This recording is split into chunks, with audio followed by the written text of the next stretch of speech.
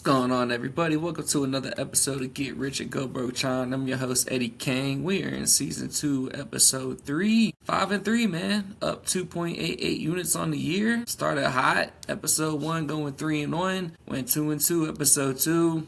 During the semis, I didn't do an episode for the finals because the women's final and the men's final both fell on a different day, so I would have done too many episodes. Plus, I had a futures ticket in for two of the participants in each of the finals, so it just didn't make sense to. I had better odds on the future, so it just didn't make sense to make a play on the finals. But we did hit on Alcaraz winning the Australian Open. Unfortunately, Sabalenka was not able to complete the sweep. She choked in the third set, being up 3-0, and lost to Rebekina, who won her second career Grand Slam. So shout out to her. Also, shout out to Sinner for the Djokovic pick. I'm just kidding, man. Djokovic showed us, reminded us that he is him, even at 38 years old, and that you are foolish to doubt him, especially in a tournament that he has won 10 times. But unfortunately, he fell short to Alcaraz. Great run, moved up to number 3 in the world.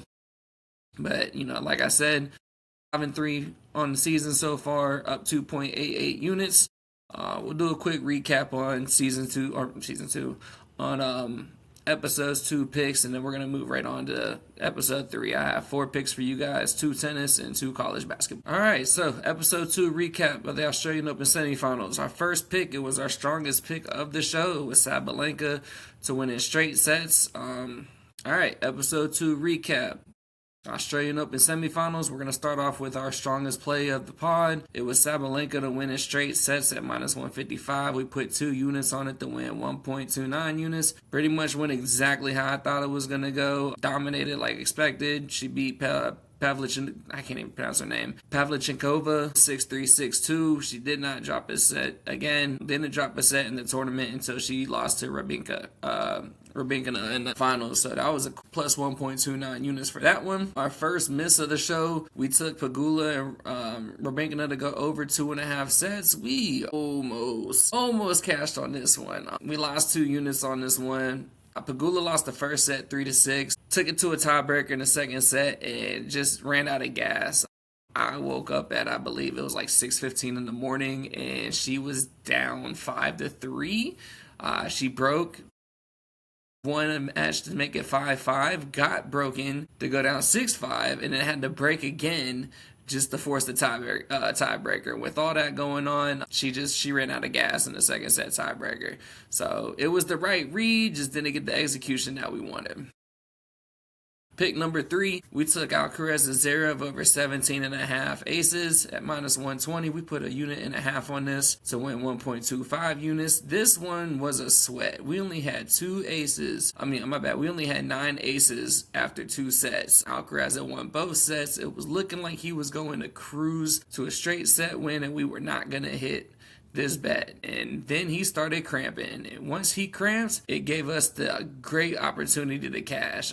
We actually ended up cashing this ticket in the third set. I believe there was 10 aces in the third set alone. The match ended up finishing with 28 aces, which was 10.5 aces more than what the over-under line was. So shout out to Zverev for taking advantage of Alcaraz cramping. Shout out to Alcaraz for cramping because it was not looking pretty had those cramps not come in. So sometimes it's better to be lucky than to be right, and we were definitely lucky on that one. And then our last pick, I'm gonna call this the donkey of the I don't even know what I'm gonna call it. It was just a stupid pick. I don't know why I did it. At some point, the straight set trend had to stop against Sinner, and I chose Djokovic's best tournament to fade him in. We took the under 12.5 games at -110. We put a unit and a half on it and lost that. Like I said at the beginning of the show, the man showed us at 38 years old, he's still him. I really have nothing to say but props to the GOAT, That's the last time I fade the GOAT on his turf. I just, I can't do anything but tip my cap to him because I did not see it coming. I actually have a couple friends in my group chat that bet him at plus 500, plus 250, and cashed in some pretty nice tickets on that. So shout out to y'all. I should have listened to y'all, but, I'm hard-headed, and I got to learn the hard way, and I definitely learned my lesson on this one. Our total tally for episode 2, We went 2-2. We lost 0.96 units. I'm not sweating it too much. We're still up on the year, and I got some bangers for you guys on episode 3. All right, first pick for the show. I believe this is at 6 o'clock in the morning, Thursday, February 5th. Sarah Bejlik versus Sonia Cartel. This is in WTA Abu Dhabi. We're taking Bejlik plus 194 money line. We're going to put 1.25 units on it. This is the first meeting, so this is really, the line is treating it like it's a mismatch. I see it more as a coin flip. I really look like they're just using it. They're just using rankings and names to make this line. Bejlik beat Ostapenko 6-4, 6-3 in the last round of Abu Dhabi. Cartel isn't beating anybody near Ostapenko's type of caliber. Serve stats are pretty much similar. Bejlik is hitting 65% on her first serve. Cartel's hitting 66% on her first serve. But Bejlik is hitting 66% on her second serve. Cartel's sitting a little bit lower at about 61.5%, around 62%. In pressure situations, that matters a lot. Bejlik is more consistent on the second serve. She's played six fewer games in her last match, so she has the fresher leg advantage. She's 20 years old. She's 5-2 in 2026. She's rolling with momentum. Like I said in the beginning, I believe this should be closer to even odds, and we're getting almost 2-1. So at plus 194, I'm gonna lay it 1.25 units on that. And pray for the dog on that one. Pick number 2, Alexandra Ayala versus Ekaterina Alexandrova. This is also Abu Dhabi. I believe this one's played at 7 o'clock in the morning. Alexandrova is the number 2 seed in this tournament. So you think that she would have an easy path, or she would roll on through this one? Not so fast, my friend. She's 1-3 in 2026. She's in terrible form right now. A loss to Alicia Parks in the first round of the Australian Open. After winning the first set 6-love, she lost 3-6, 3-6 afterwards. Ayala is 7-3 in 2026. She has a quarterfinals appearance and a semifinals appearance in this year alone. Alexandrova hasn't made it past the round of 16 in any tournament yet this year. Ayala's come from behind versus Sashanova in her last match. She was down a set, ended up coming through and winning in 3 sets, so she's battle tested, she's faced adversity, and she's shown that, when presented with those issues, that she can overcome them. Once again, this is another match where I believe the line is based off of ranking and seeding and not form. So getting 2.5 to 1 odds on a player winning 70% of their matches versus someone who's only winning 25% of their matches, I'm going to take that every time. Another note that I saw on one of my little research apps, players who are plus 250 favorites tend to only win those matches 24% of the time. Ayala wins them 50% of the time. So you're telling me that as a major underdog, she's winning half of her matches at plus 250? Sign me up. I'm taking that as well. So 1.25 units, Ayala money line. Let's cash it, baby. Pick number 3. I'm going to switch it up a little bit. We go on college basketball. I don't think I've done college basketball since March Madness. And even then, we only did a couple of picks here and there. But I saw a line that I really like, and I have data to back it up. And not only do we have data to back it up, we have a direct comparison. These two teams just played 18 days ago to the final score of 62-60. I'm talking about West Virginia and Cincinnati. Their over-under is set at 127.5 at minus 110. We're taking the under with 2 units. This is my pod play. This is my favorite pick of the pod on this episode. Like I said, it was 122 points 18 days ago when they played. You're giving me an extra 5.5 point cushion.